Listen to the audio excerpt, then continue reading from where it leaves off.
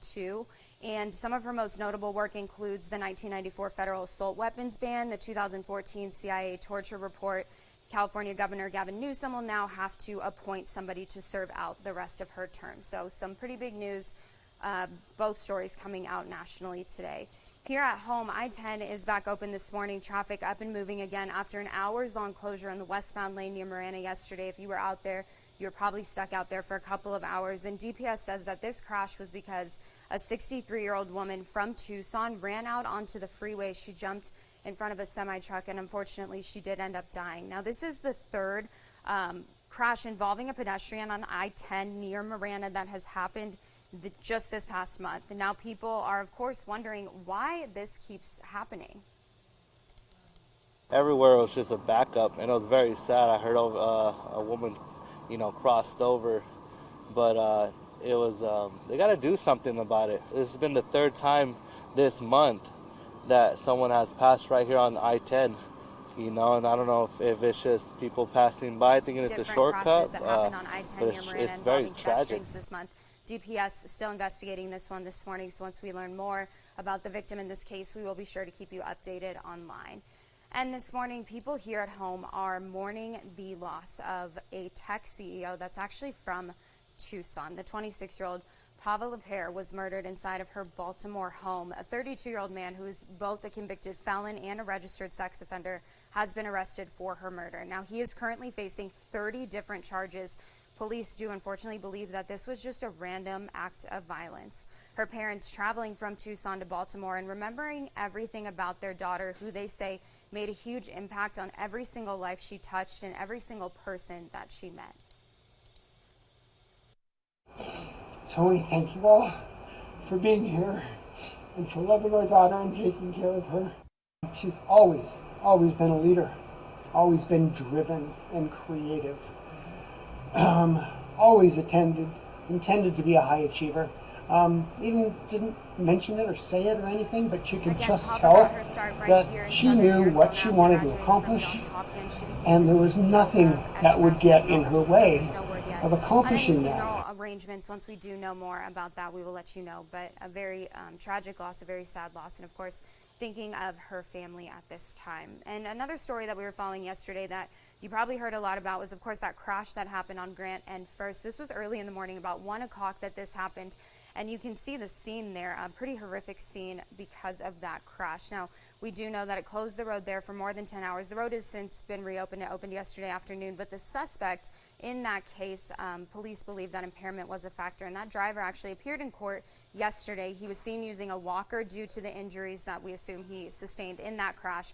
Prosecutors say he was going about 130 miles an hour when he ran a red light, hitting another car. So we want to switch back to that video because you can see the car that he hit kind of there in the background. It's that green Subaru. That car was completely split in half.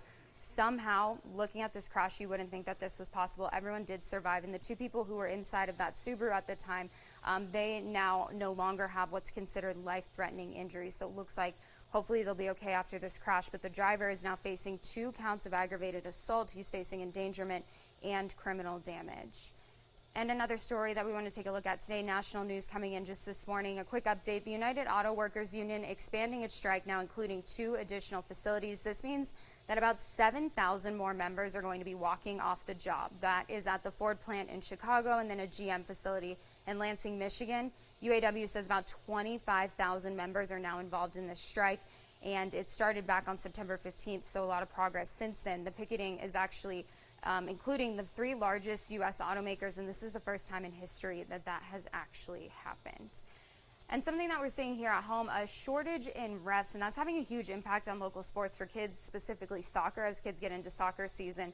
Now, what we know at this time is that for academies like FC Tucson, it's impacted them to the degree that they've had to cancel at least 10% of their games. And without referees, kids can't play. So that means if more people don't sign up to ref, those impacts could be more widespread. And some of the games are even being rescheduled and moved to Phoenix at this time, but they say part of the problem is that Phoenix is experiencing the same issues. So soon they might have to cancel games in Phoenix too, and then that really leaves these kids nowhere to play. So what people may not realize is that you actually do not need any soccer experience to be a ref, and it's a job that pays. So you can actually start reffing at the age of 13.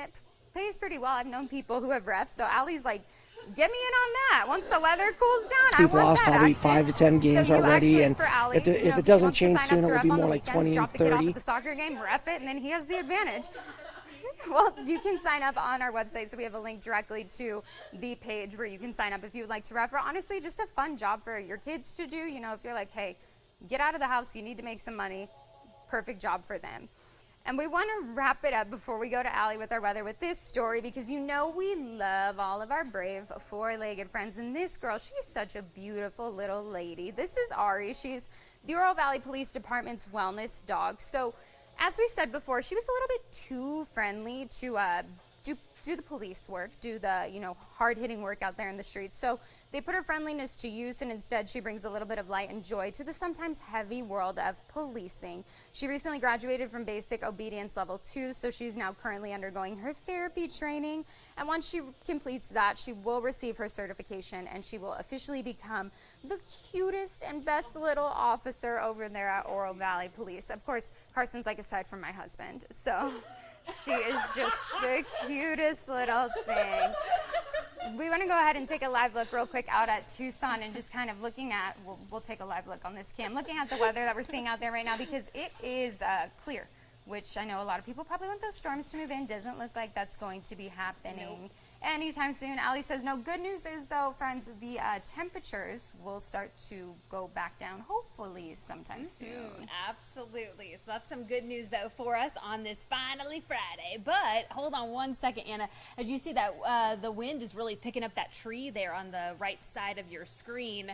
So we are dealing with some gusty winds at the moment, though. But taking a live look here to Mamac Hill, no one is out taking their hike right now, though. But temperature-wise, not too bad at all. 87 degrees in Tucson, 86 if you're in Nogales, 93 for our friends in Marana, 81 for Bisbee, 87 for Benson. The good news is we'll start to cool on down, but slowly.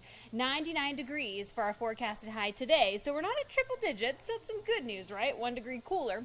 Tomorrow, though, a nice little drop by 4 degrees, 95. We'll see more gusty winds on tap, but those temperatures still pretty warm. Obviously, we should be at that 92 degree mark for this time of the year, so we're above average.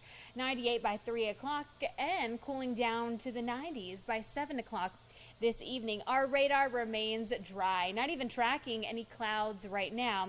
It's going to continue for the rest of our day into our weekend. Those gusty winds, that's going to be the big talker of the town for the next few days, mind you.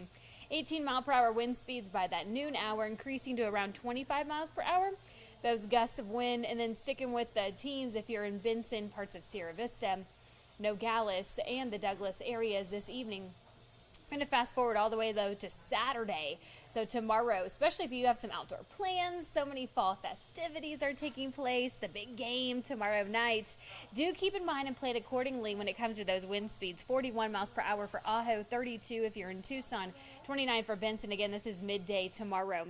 And then increasing just a little bit by that 4 o'clock hour. I also want to point out those allergies, you might suffer from them. They're going to be at high levels because of those wind speeds really kicking things up. So be sure to take your allergy medicine before you head out the door, especially tomorrow morning. That warning that we talked to you about, so yesterday it was a watch. Now it's been turned into a red flag warning. That means that those gusts are more so on the higher end. So 40 mile per hour wind speeds, those humidity levels are really low. So when you have that combination, because we haven't seen any type of rainfall at all, if there's a wildfire, it can cause it to spread very rapidly. This includes the Tucson metro area, parts of Green Valley, Benson, Sierra Vista, Nogales, parts of the higher elevations in Cochise County. You will be affected by this. Again, this will kick off tomorrow at 11 o'clock in the morning. Today's forecast: 99 for Tucson, 90 for Sierra Vista, 92 in Nogales. The Douglas area, 92 degrees. So we're going to be sticking with the 90s, and for the rest of our weekend, 99 today, 95 tomorrow. But on Sunday, the 80s make a return. On Monday, 87, 86 for Tuesday, 89 for Wednesday, a little climb it up a little bit more so on Thursday. But let's get to the fun stuff, okay? We're talking about that tailgating forecast. By noon, 93. By 3 o'clock in the afternoon, 95 degrees. By 6, 88. Do keep in mind, though, it is going to be gusty out there, though. So you might want to have some extra anchorage when it comes to maybe a tent or something like that. But by kickoff, 7 o'clock, 84 degrees, we will still be dealing with some gusty winds up to 30 miles per hour and sustained winds still in the 20s. So do keep that in mind. 79 by 8 o'clock, by 9, 76, and by 10 o'clock at night, 74 degrees. So the more we get into more of our overnights or closer to that midnight hour, Anna, we'll start to cool on down, and then those gusty winds will start to die down as well. Okay, well that's good. I'm like, why can't we just have anything nice? Like it gets cooler, but then the winds nice pick things. up. Yeah, and then we have to worry about allergies. It's like, why can't we just have something without all the other things? Like it always comes with terms and conditions. Right. It's not like, hey, here's some nice temperatures. Wonderful, thank you. It's like, so, Right. but nothing hold to worry on. about. You don't have to take the Claritin. Like we just can't have it. Later this winter, maybe. We'll work on it. Right. We'll try again in November. So There you perfect. go. Well, I can't complain. Temperatures look a lot better. So Absolutely, we will take yes. that. Thank you, Allie. Yeah. And speaking of those temperatures, looking outside one last time at those skies out in Tucson, you can see those winds starting to pick up. Look at those trees moving along. So just keep that in mind if you have any outdoor plans. Like Allie said, allergies will pick up a little bit. So if you are prone to those, maybe take some Claritin, prepare ahead of time. But overall, should be a relatively nice weekend, especially compared to what we've been seeing in the previous weeks with those triple-digit highs. So thanks for joining us for this 13 Plus FastCast. Carson, we'll see you back here at 2:30. Have a great weekend. Be safe. Have fun. And we'll see you back